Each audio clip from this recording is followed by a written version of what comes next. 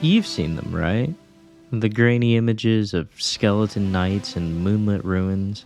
They feel like a half forgotten dream from your childhood. But they're not. You're not just looking at art, you're experiencing an artificial memory, one that was carefully built for you by an algorithm. And I've been seeing these everywhere, and I really wanted to break down how the whole AI trend is forging a fake 80s childhood for millions, and digging into psychological reasons our brains are so eager to believe it. The topic of having a nostalgia for something that you never even experienced. So, what is this stuff? You've scrolled past it, maybe even saved a few, and it's a strange and specific blend of a few key things. First, you have the imagery. This 80s dark fantasy style. Think like fog and dungeon synths and glowing eyes and monsters that look like they were made with practical effects. Then there's the lo-fi presentation. The film grain, VHS noise, and a soft light focus, all coupled with muted colors that make it all feel like a distant, looping memory. And finally, there's the algorithmic engine driving it all. Content that feels like a forgotten childhood artifact, even though it was probably generated yesterday. This aesthetic didn't come from nowhere, but it absolutely exploded with AI image generators like Midjourney, dall-e, and Stable Diffusion. Suddenly anyone could create endless variations of these dreamlike images, and it didn't just stay on the art forums and discords either. The trend spread to YouTube as video compilations and to TikTok, often with titles that reimagine popular franchises like Zelda, Oblivion, Adventure Time, anything that could be turned into lost 80s dark fantasy films. And it's become an entire genre, an aesthetic that feels instantly recognizable. But that brings up the central mystery. Why does it feel so real? Why do these fake memories resonate so deeply, even with people who weren't alive in the 1980s? To understand why this uncanny phenomenon works on us, we need to break down what we're actually seeing and hearing. The aesthetic language of this trend is incredibly specific. It's built on a foundation of visual and audio cues that our brains have been conditioned to associate with the past. And musicians have been doing this for hundreds of years. Visually, though, the style is all about the contrast between wonder and dread. It's fantasy, but filtered through a lens of decay. The worlds are magical, but the magic looks ancient, damaged, and dangerous. This is achieved with a very particular set of tools. There's always mist, fog, or shadow obscuring the space, kind of creating a sense of mystery. The environments are often cramped and hostile, ruins, caves, and tangled forests. And then you have the moody lighting, backlit silhouettes, glowing eyes, blood-red moons, all of this designed to feel tactile and handmade, reminiscent of old-school practical effects. A lot of this aesthetic was definitely borrowed from things like Dark Crystal, Army of Darkness, and the older Conan the Barbarian movies. And this is where the AI comes in. Generative AI is brilliant at mimicking the surface of older media. The algorithms are trained on massive, diverse datasets of images and text from the internet, which allows them to approximate the aesthetic of different eras. You can feed it a prompt with genre markers like dark fantasy and texture markers like film grain and mood words like ominous, and it will spit out a convincing forgery. It creates an image that feels recognizable as old even when it's completely new. But it's not just the visuals though, is it? The audio does a huge amount of the emotional work, and these images are almost always paired with slow, drifting music from genres like dungeon synth or dark ambient. The sound is designed for immersion, not active listening, often sounding like analog synth and featuring the soft hiss of tape warmth or the crackle of vinyl, and it transforms a static image into a place you can sort of inhabit. So you have this perfect visual forgery combined with an immersive atmospheric soundtrack. The machine has convincingly replicated the look and the feel of a memory, but the technology is only half the story. The real question is, Why are our brains so ready to accept it? The answer lies in a somewhat fascinating psychological space.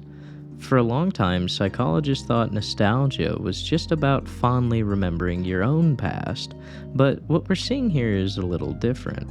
There's even a popular term for it, anemoia. Coined by John Koenig in the Dictionary of Obscure Sorrows, anemoia describes a nostalgia for a time you've never experienced. It's not a formal psychological term, but it perfectly captures this feeling.